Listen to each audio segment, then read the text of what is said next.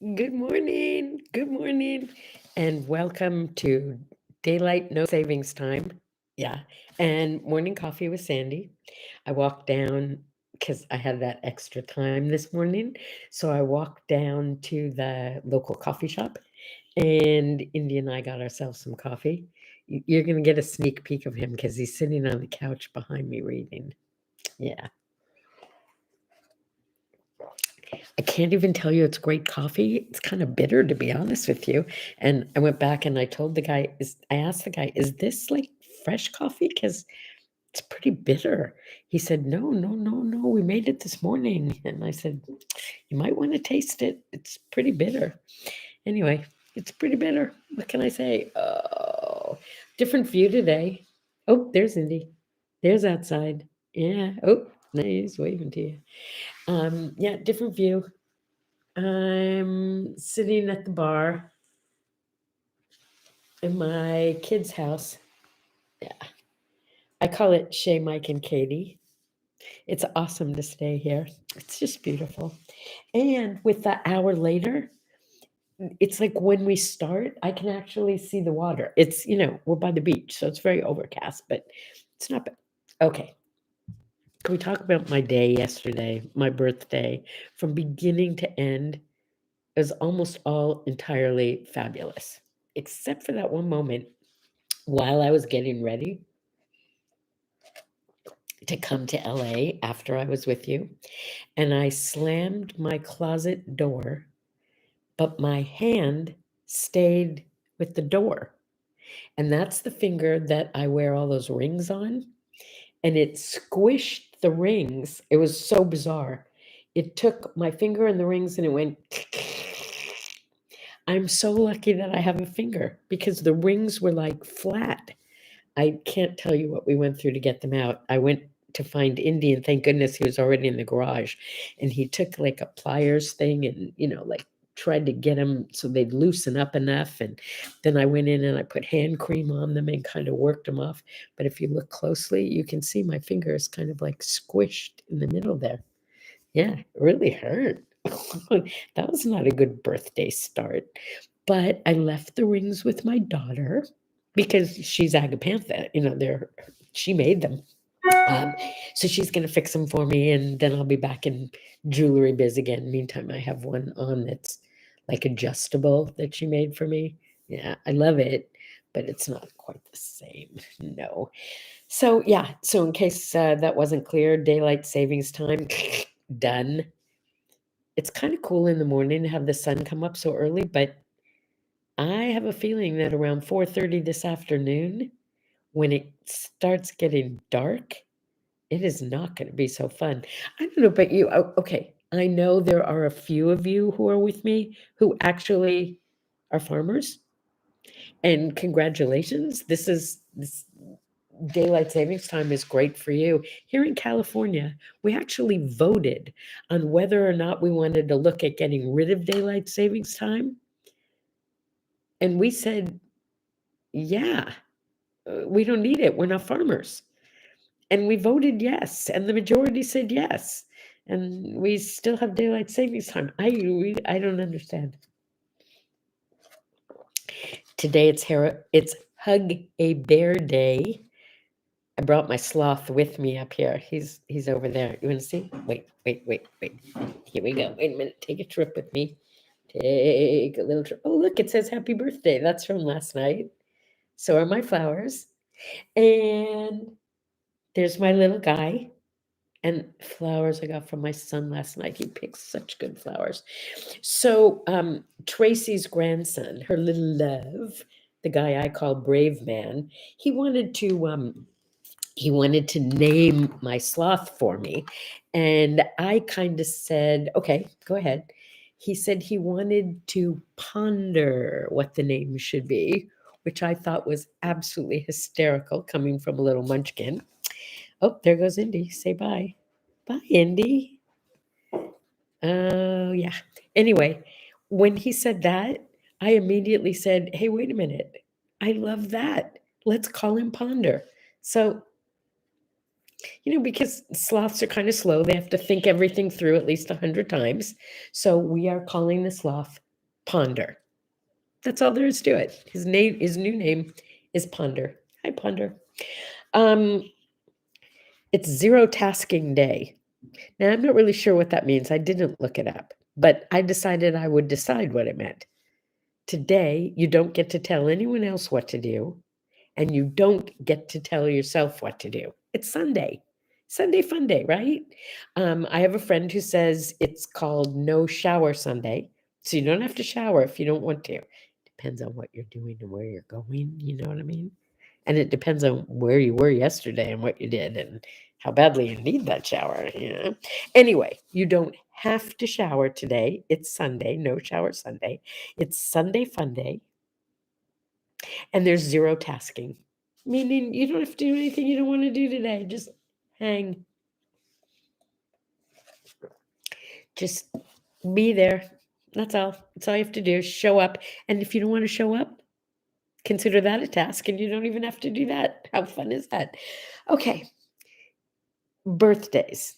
First of all, this one interests me. In 1903, Gracie Lantz was born, Lantz. Yeah, you probably don't know of her, but you probably remember her husband's name, Walter Lantz.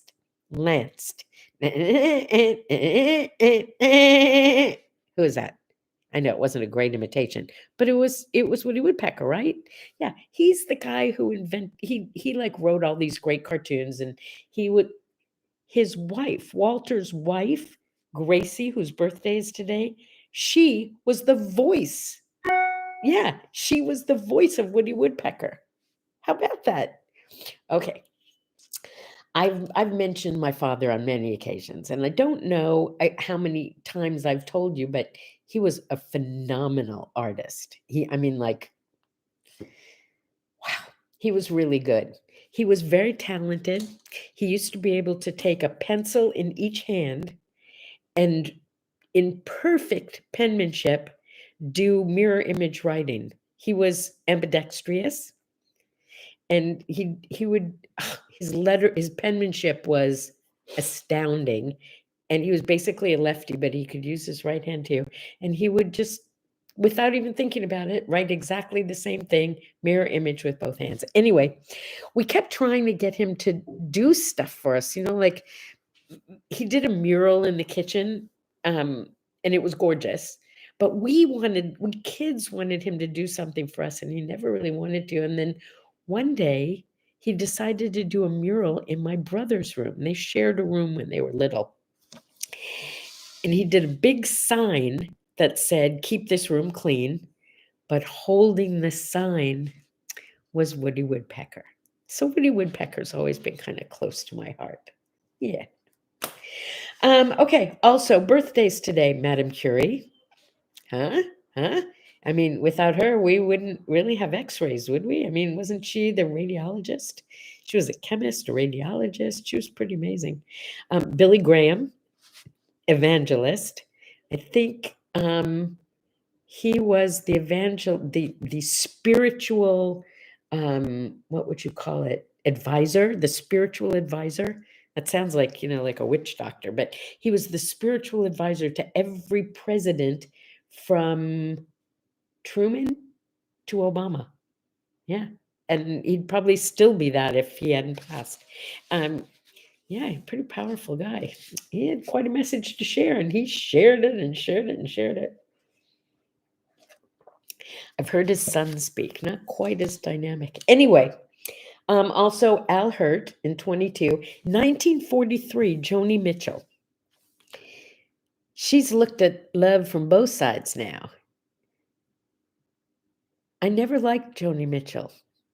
I didn't, because I thought her voice was too high. I know. Really? You get to vote on whether or not Joni Mitchell's voice is too high?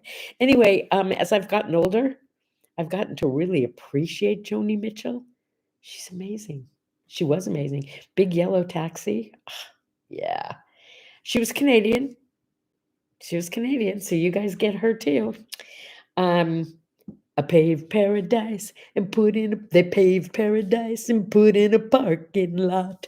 Yeah. Da, da, da, da, da, da, da. Yo. Good morning, Stephen. Joni Mitchell fan? I mean, most people are Joni Mitchell fans, don't you think? She played at the Last Waltz. Yeah. She was with all the guys. She was always with all the guys. Yeah, they liked her because she was awesome. 1913, on this day, Albert Camus. I remember having to read some Camus when I was in college, not knowing much about him. Still couldn't tell you what I read, but there was one quote that most of us know that is attributed to him, I guess because he said it. And it's really kind of a cool one. He said, "Don't walk behind me. I may not lead. Don't walk in front of me. I may not follow. Just walk beside me and be my friend." Think about it. Think about it. Whew. Yeah. Okay. All right. In 1932, on this day, this is cool because it's a great little piece of history. In 1932, there was a radio show that premiered that was Buck Rogers. Yeah, Buck Rogers. And then it was such a hit that, like, about, I don't know, 1939, before the 40s, 1938 or 9, Buck Rogers became like this serial that kids would go, and adults would like run to the movie theaters. There were like 12 Buck Rogers episodes. And I remember my father talking about Buck Rogers like it was like the coolest thing in the world. You have to watch one of those old episodes because everything that they said that was like, like in the future, most of it really happened. And it happened even sooner than they expected it to happen. But then that was with Buster Crabbe. Buster Crabbe was Buck Rogers. Yeah, it was pretty cool. And I mean, I remember Captain Midnight when I was a kid, and Iggy, I think, was his sidekick. Anyway, Captain Midnight, my dad used to watch it with us and talk about Buck Rogers. And it was a cartoon in the newspaper. Buck Rogers was like everything. And then sometime after the Star Wars thing got to be so big, one of the companies was saying, "Hey, this Star Wars thing is really big. Let's look in our archives and see what we've got." And they came up with Buck Rogers. So they did Buck Rogers in the 25th century. And it lasted for a couple seasons, but I don't think it was ever the big deal. Oh my God, yes. Thank you, Stephen. Flash Gordon. I mean, it was on Saturday morning, right? Like with the cartoon time.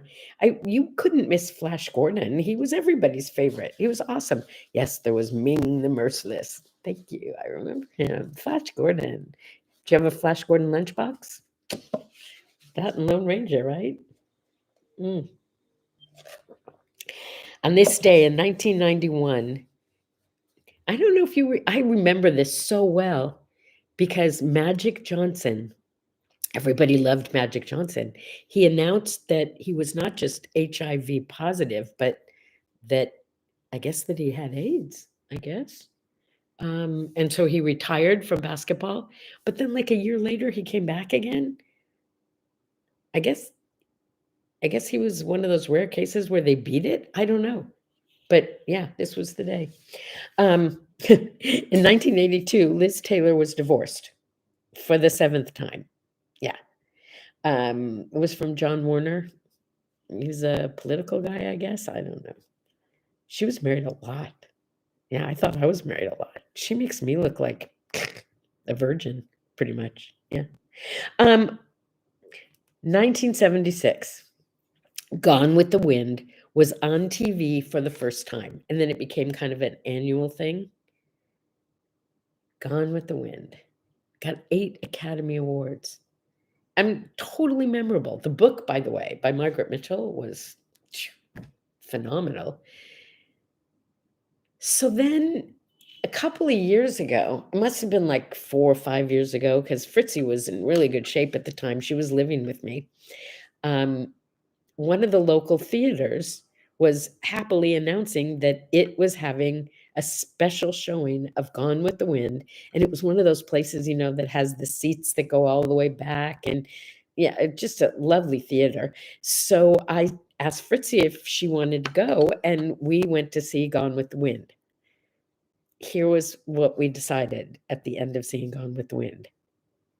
It's too damn long, and it is so depressing. Yeah. I mean, I think everybody should see it once, or like me, 100 times. But that 101st time, it's like, okay, I've had enough Gone with the Wind. I'm done with it. I don't need to watch it again. No, except, like maybe a couple of those little vignettes, like, babies, I don't know nothing about birthing no babies, Miss Scarlett. Like that. I'll think about it tomorrow. Yeah. Anyway, Clark Gable was wonderful. Vivian Lee was wonderful. Everybody in it was wonderful. It's just way, way too long. I think if somebody wants to make a fortune, all they have to do is like shorten it to like a normal movie length. And maybe, put in a couple song and dance numbers to cheer it up a little. I don't know. Frankly, my dear, thank you. I don't give a damn. Yeah. Okay. A lot of people died on this day. Leonard Cohen. And everybody is like so crazy about his Hallelujah song. Yeah. And it is. It's amazing. Except Indy played the lyrics, showed me, he played it so that I could see the lyrics as the song was playing. That is one heavy, heavy, depressing song. Yeah. It's beautiful. But seriously, if you've never seen the lyrics to Hallelujah, you're in for a surprise. This is also the day in 1980. So that would have made him only about 50 years old. He wasn't very old. Steve McQueen died. Steve McQueen. He was with Ally McGraw. Do you remember Ally McGraw? She was so pretty. They were a cool couple. He was in Papillon. I can just picture him sitting in his little prison cell with his baseball mitt and his ball, and throwing the ball against the wall and catching it, and sitting in the corner, throwing the ball and catching it, throwing the ball and catching it, throwing the ball and catching it, over and over and over and over. He was amazing. He, in The Great Escape, do you remember that? Wasn't the famous motorcycle scene in The Great Escape? Yeah. Like he was, and he did his own riding too, I believe. That may even be how he died. I don't know. But when he was really young, I know you've probably heard of the movie, even if you've never seen it. You probably should watch it just because it's so campy. He was in The Blob. The Blob. The Blob. Yeah. Oh, that was Steve McQueen. Eleanor Roosevelt. We've talked about her enough, don't you think? Yeah. Okay.